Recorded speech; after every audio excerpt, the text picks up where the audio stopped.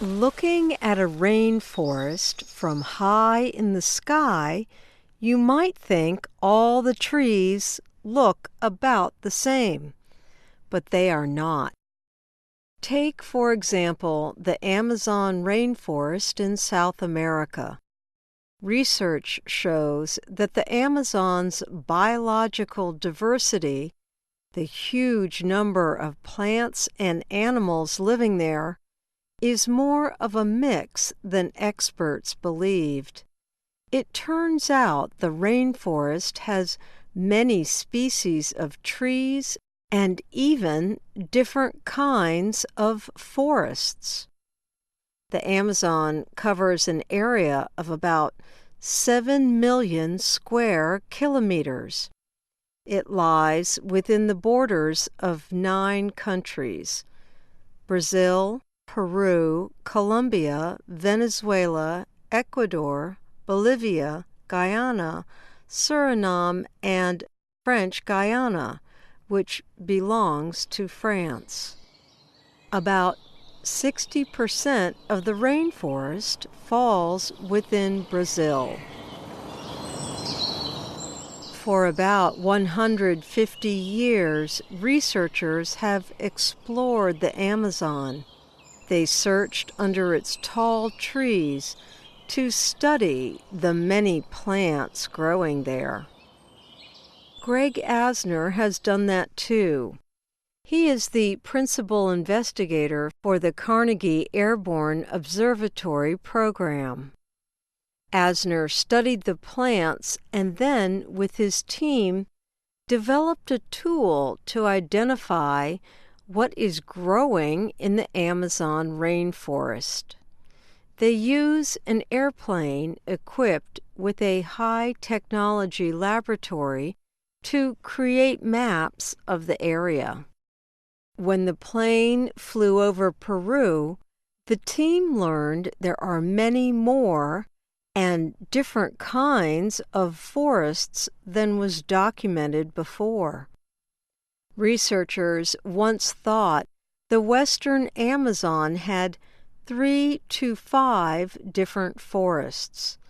Then, Asner notes, his team mapped the area in the CAO aircraft.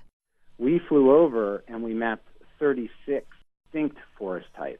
And so what we did was we just increased the diversity of the region by tenfold. And that's important because the region, the Peruvian Andes and Amazon, just like all the other countries that occupy that region, are rapidly developing.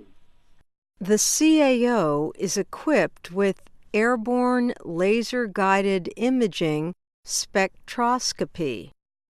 This technology enables Asner and his team to take 3-dimensional images of the forest far below. These pictures give the appearance of length, width, and depth. They have bright colors and look like modern art paintings, yet they show different tree species. Asner says the team is gathering more than just pictures of plants. And at the same time, we're able to assess the health, composition, and types of trees that are there from their chemical signatures. He says getting chemical information on the trees is like a doctor taking blood from a patient. The images tell the researchers about the health of the forests and give them genetic information too. But how can you get chemical information from trees while flying above them? Asner says the CAO aircraft uses sunlight as the main measurement tool. The sunlight reflects off the tops of the trees. With the equipment on the plane, they can measure infrared light, the light that cannot be seen. This is in the shortwave infrared, so we can't see this with the naked eye, but we're able to read the molecular composition of the tree canopy. This information helps them understand how the plant species and forests change in different areas. Asner says they can use airborne laser-guided imaging spectroscopy over a huge area that has never been mapped. In this case, it is 76 million hectares in the Amazon. The Carnegie team joined with the Peruvian Ministry of Environment to study that country's forests. Asner says this technology is still new to science, and it can help officials watch over and protect the forests. The application to Peru is really a big step forward because it tells us that we can use this still new approach to map the composition of forests, in this case, and use that information to do better forest management, conservation, and planning for future changes that we know the region's undergoing. He says their maps help researchers and government officials make decisions based on the actual biodiversity of each area.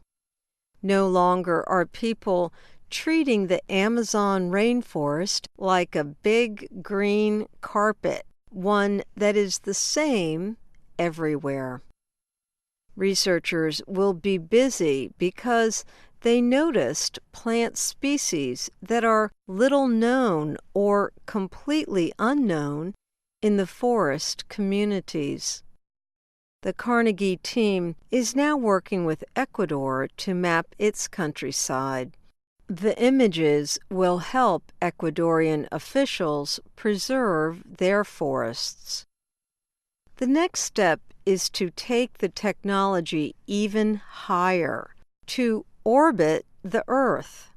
Then, researchers may observe the biodiversity not just of the Amazon, but the whole planet.